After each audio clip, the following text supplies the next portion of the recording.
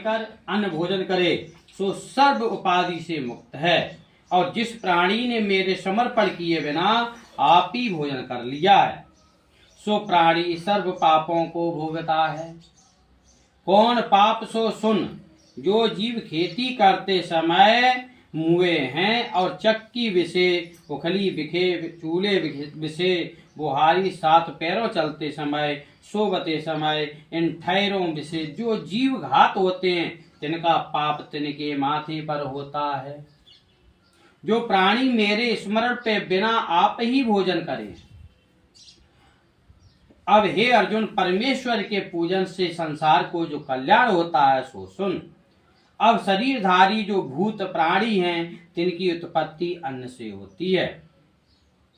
प्रथम यह पुरुष अन्न खाते हैं तिससे वीर्य होता है, और जो स्त्रियां अन्न खाती हैं तिनसे रक्त उपजे हैं यानी रज उपजते हैं। तिसकी रक्त और वीर्य के संग देह की उत्पत्ति होती है। इस प्रकार अन्न से देह उत्पन्न होती है और अन्न की उत्पत्ति मेघ से होती है। मेघ यज्ञ करने से उत्पन्न होते हैं और यज्ञ कर्म किए से उपजे है। और यज्ञ करने की विधि वेदों से जानी जाती है। और वेद पार ब्रह्म विष्णु से उपजे हैं। तिस कार से सर्वव्यापी जो है ब्रह्म सो नित्य ही यज्ञ करके पूजने योग्य है।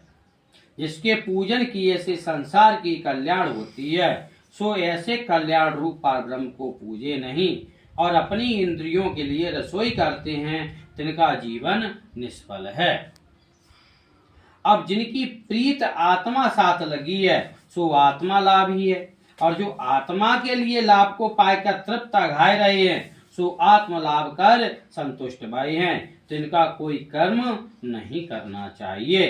तिनको भले बुरे कर्म किए का फल नहीं, अन किए से कुछ पाप भी नहीं है, किए से कुछ पुण्य भी नहीं है। जो प्राणी आत्मा के लोभी हैं तिनका संसार के मनुष्यों के साथ कुछ प्रयोजन नहीं रहता। जो प्राणी आत्मा के स्वयं का नहीं लोभ करते, मेरे को संसार के व्यक्तियों से कोई प्रयोजन नहीं है। अब अर्जुन बहुड़ कर्म कहे हैं सो सुन। जो भले कर्म है स्नान से आदि लेकर कर्म नहीं त्यागने चाहिए। जो सत्य कर्म करे और फल की वांछा न करे सो पुरुष इन सत्य कर्मों के मार्ग कर पार ब्रह्म को प्राप्त होते हैं।